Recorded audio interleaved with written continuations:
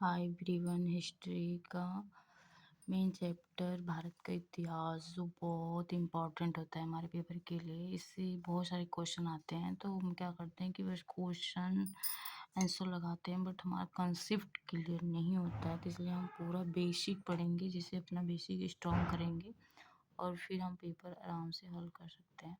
तो दोस्तों मैं स्टार्ट करती हूँ। उत्तर में हिमालय से लेकर दक्षिण में समुद्र तक फैला यह उपमहाद्वीप भारतवर्ष के नाम से ज्ञात है, जिसे महाकाव्य तथा पुराणों में भारतवर्ष अर्थात भरतों का देश तथा यहीं के निवासियों को भारतीय अर्थात भरत की संतान कहा गया है। भरत एक प्राचीन कबीले का नाम था। प्राचीन भारतीय अपने देश को जम्बूद्वीप अर्थात जम्मू जामुन वृक्षों का द्वीप कहते थे। प्राचीन ईरानी इसे सिंधु नदी के नाम से जोड़ते थे, जिससे वे सिंधु न कहकर हिंदू कहते थे। यही नाम फिर पूरे पश्चिम में फैल गया और पूरे देश को इसी एक नदी के नाम से जाने लगा। यूनानी इसे इंदे और अरब इसे हिंद कहते थे। मध्यकाल में इस देश को हिंदुस्तान कहा जाने लगा। यह शब्द भी फारसी शब्द हिंदू से बना है। यूनानी भाषा के इंदे के आधार पर अंग्रेज इसे इंडिया कहने लगे। विंध्य की पर्वत श्रृंखला देश को उत्तर और दक्षिण दो भागों में बांटती हिंदू कहा जाने लगा। यह शब्द भी फारसी शब्द हिंदू से बना है। यूनानी भाषा के हिंदी के आधार पर अंग्रेजी से इंडिया कहने लगे।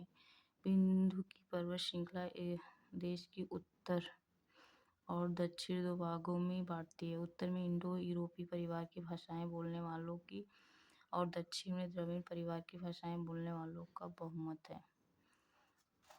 भारत की नोट जो होता है वेरी वेरी इम्पोर्टेंट होता है। भारत की जनसंख्या का निर्माण जिन प्रमुख नस्लों के लोगों के मिश्रण से हुआ है इस प्रकार है। प्रोटो ऑस्ट्रेलियड, पैलेलियो, मेडिटेरेनियन, काकेसायड, निग्रोयड और मंगोलायड। भारतीय इतिहास को अध्ययन की सुविधा के लिए तीन भागों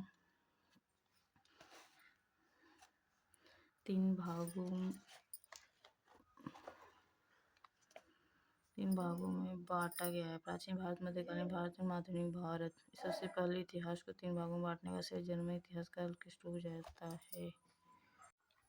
प्राचीन भारत। प्राचीन भारतीय इतिहास के स्रोत। प्राचीन भारतीय इतिहास के विषय में जानकारी मुख्यतः चार स्रोतों से प्राप्त होती है: धर्म ग्रंथ, ऐतिहासिक ग्रंथ, विदेशियों का विवरण एवं पुरातत्व संबंधी साक्ष्य। धर्म एवं ऐतिहासिक ग्रंथ से मिलने वाली महत्वपूर्ण जानकारी। भारत का सर्वप्राचीन धर्म ग्रंथ वेद है, जिसके संकलनकर्ता महर्षि कृष्ण। ये वेरी इम्पोर्टेंट है। कृष्णदेवराय वेदव्यास को माना जाता है। वे वसुदैव कुटुंबकम का उपदेश देता है। भारतीय परंपरा वेदों को नित्य तथा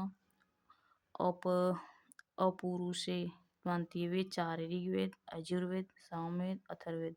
इन चार वेदों को संहिता कहा जाता है। ये भी वेरी इम्पोर्टेंट है।